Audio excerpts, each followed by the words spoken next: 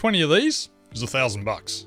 So 10 of these is obviously $10,000. Now most people, me included, would love to take this $10,000 and turn it into $20,000. Who wouldn't? But me personally, I know how to take $10,000 and make $100 with very little risk. Now, if you can do that and do it consistently, you're going to have a lot of money. And more importantly, you can sleep well at night. So while the idea of turning 10 grand into 20 quickly is exciting, it's not realistic.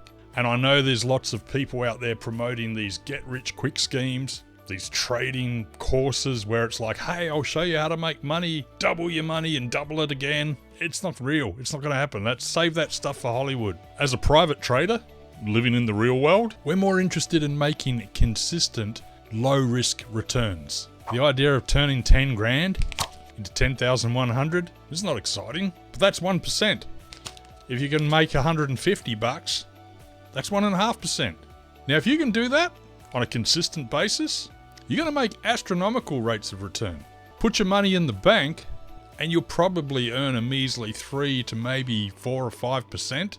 In other words, your 10 grand, you might make $500 in a year if you leave it in the bank. If you can get these little returns month in, month out, you could potentially be making $1,500 a year. That's 12 to 15% on your money. That is a great rate of return, especially if you can do it with minimal risk. And if you're in a position to do a few of these trades, then rather than making $100 per week or per month, you could be doing 2, 3, 4, 5. You get the idea.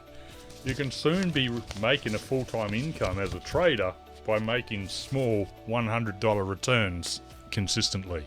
For example, if you've been watching some of my previous videos, I've done a few of these little trades over the course of the last week or two. Did another one today where I took not quite $10,000, it was $9,600, and I got paid about $144. But after costs and brokerage, I ended up with about $112 or so.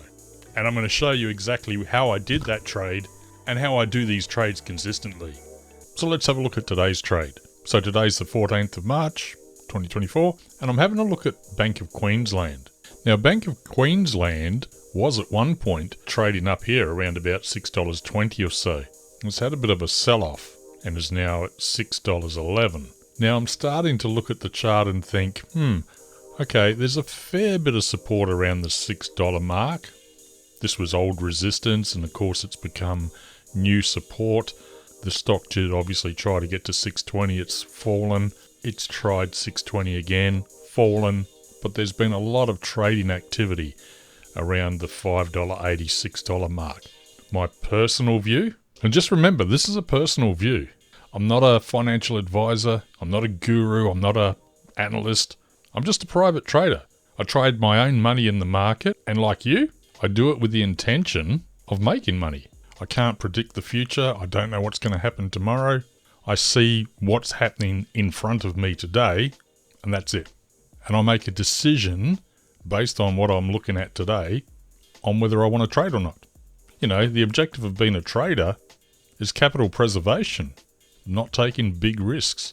As I said, it's all well and good to whack $10,000 or $100,000 into one trade and hope for the best. But if we're going to do that, we might as well go down to the casino and do it. I'm more interested in making small returns with low risk and consistency. In other words, if I can get into a trade like this, make a quick $100, bang, get out, rinse and repeat, I'm going to do it.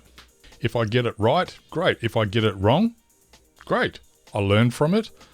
I implement some strategies to fix the trade that's gone wrong, which I'll show you in other videos. But trading's all about making decisions and acting on them. So my decision, my personal decision, it's not a recommendation. I'm not an advisor. Please do not take any of the stuff that I present in these videos as gospel tips or advice. I'm never going to give advice. I'm never going to give tips or stock recommendations. That's not the game I play. I'm a private trader, And putting these videos together is my way of basically documenting, journaling what I'm doing. It helps me to become a better trader because as I'm talking through my trades, it helps me to remember why I get into the trades and why I get out of them. And also, hopefully it helps you as well.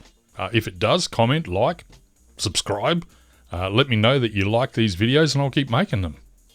If you don't, fine, I won't make them. It doesn't bother me either way. I know there's a lot of gurus out there who proclaim to, predict tomorrow and the future and all that. It's a lot of rubbish. There's a lot of people talking a lot of crap, to be honest. So, when I first started trading, I wish there were more people that were just talking their way through real trades with real money so I could learn from that. And that's why I do what I do. So, looking at this price chart of Bank of Queensland, I can see the price is about $6.11. My personal view, again, I don't think it's going to fall much below about $6. So I'm going to look for some put options that I can sell and collect some premium. The other thing about Bank of Queensland, it has come a long way down. This was a stock that was trading up around about $9.50 or so a couple of years ago. So, of course, it's taken a bit of a downward spiral, which means, to me, and I don't like to pick tops or bottoms. I don't like to predict the market. I can't predict the market. So I don't like to try and pretend that I'm getting in at the absolute bottom or getting out at the top. That's not the sort of trading that I do. My gut feeling is at $6, this is a stock that I wouldn't mind owning if I can get it for that price. Therefore, selling put options over a stock that I'm happy to own for $6, if things go wrong, I'll take the trade. The stock's down about 1.77% today, so that's a fairly substantial sell-off. So my feeling is it's going to come back up again. So today being the 14th, I look for options that expire in about 4 weeks. And here I am looking at the 18th of April. I see a $6 put option, BOQ Q29, with a $6 strike price. And the trading price of that is 8 cents and 12 cents. So I put in an offer to sell 16 contracts at 9 cents. The bid's 8, the ask is 12. I'll come up a little bit more from the bid, obviously down from the offer, meaning somebody else is sitting in the queue saying, hey, I want 12 cents for my BOQ options. Somebody else is in the queue saying, well, I'll give you 8.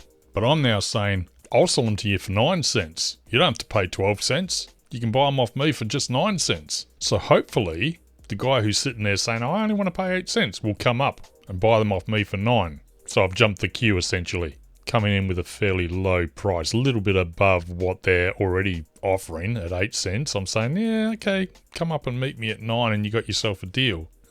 So 16 contracts times 100, which is the contract size, means that if this trade goes against me, I have to buy 1,600 Bank of Queensland shares for $6 each, which will cost me, trusty calculator, 1,600 times $6, $9,600.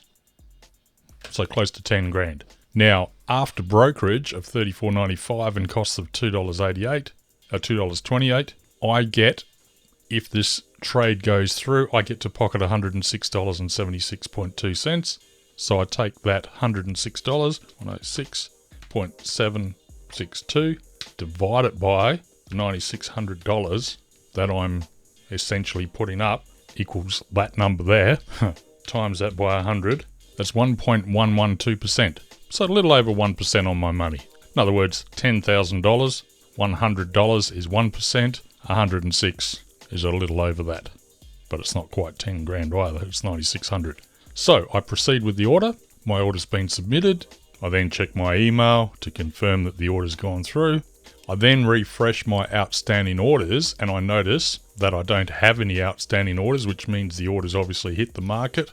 There it is there, 14th of the 3rd, 2024. Sell to open, BOQ Q29, 16 contracts at 9 cents each. Contract size being 100.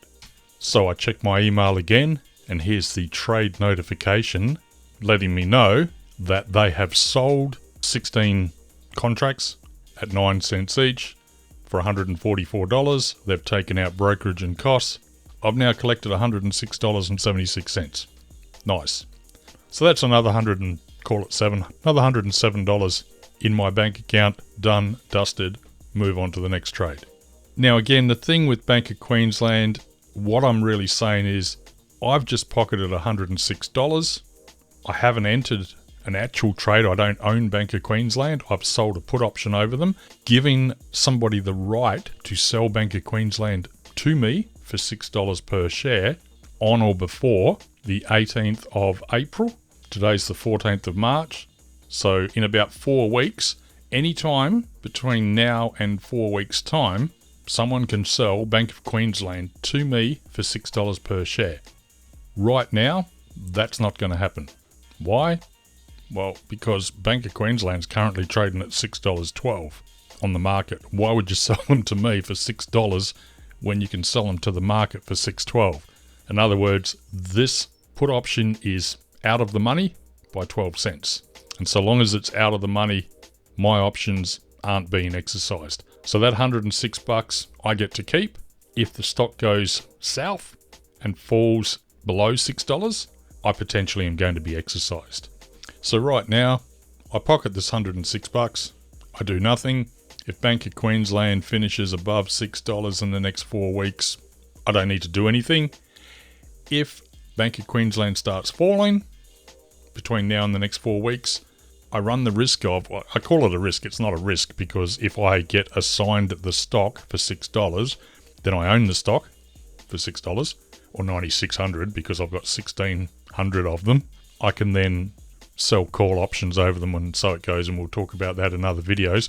Or I can roll my options, and I've done some other videos on option rolling, so hopefully they all make sense to you as well. So that's today's trade. Another $106 in the kitty, waiting for the next one. Hopefully this video made sense to you. If you got something out of it, please like, please subscribe. This is a brand new channel as of today, the 14th of March. I'm like literally a new channel with like 3 or 4 subscribers at the moment. If I get likes and subscribers, I'll keep producing the videos. If I don't, I probably won't. Simple. So like and subscribe, and I'll see you in the next one.